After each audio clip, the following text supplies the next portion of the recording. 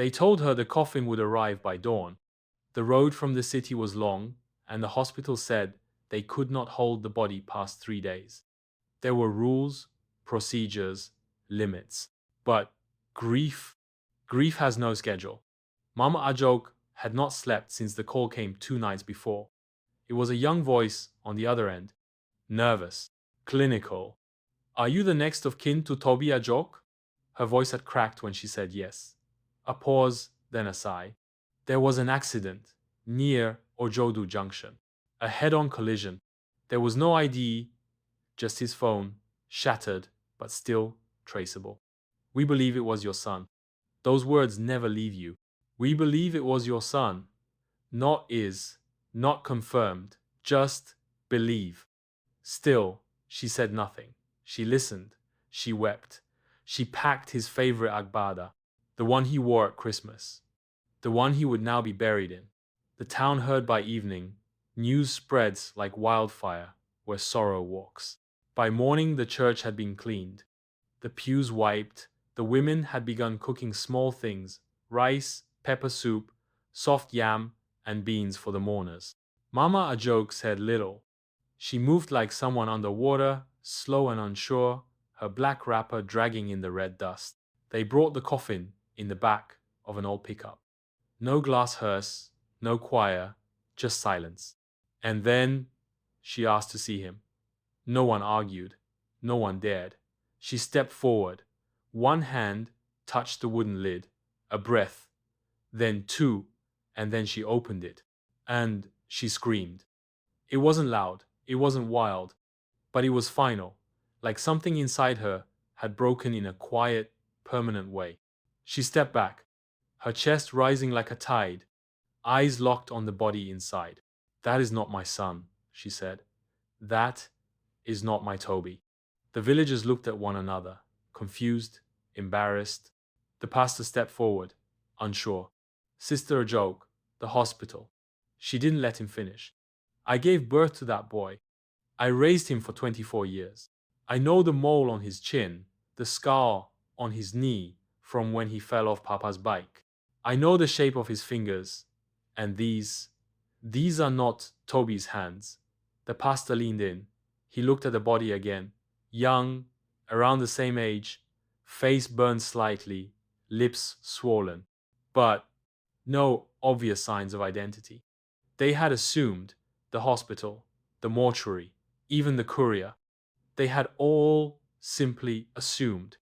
But a mother does not assume. She knows. The burial was postponed.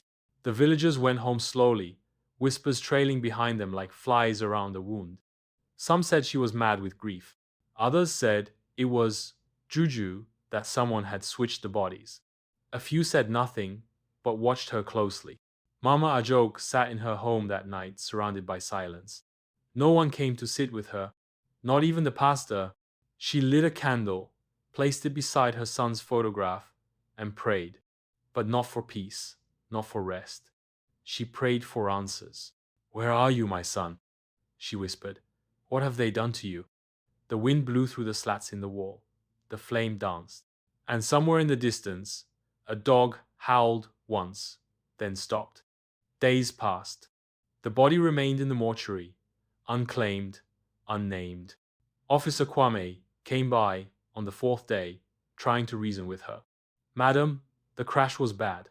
Burn wounds, facial disfigurement. It is easy to confuse.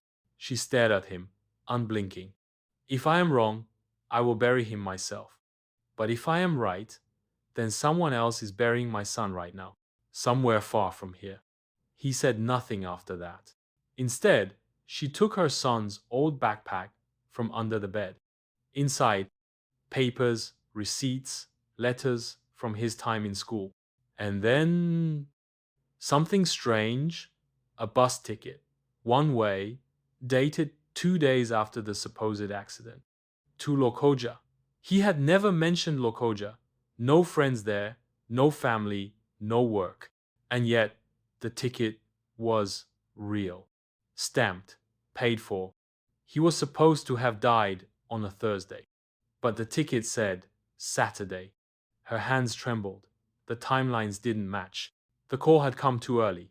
The confirmation had been too quick. Something was wrong. She went to the bus park herself. The ticket number matched the ledger. A man remembered a tall boy with headphones, polite, quiet, alone.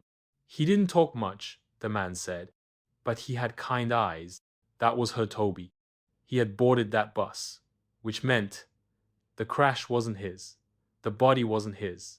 The lie was not hers. But if her son was alive, why hadn't he come home? Why hadn't he called? Where was he? She searched, she asked.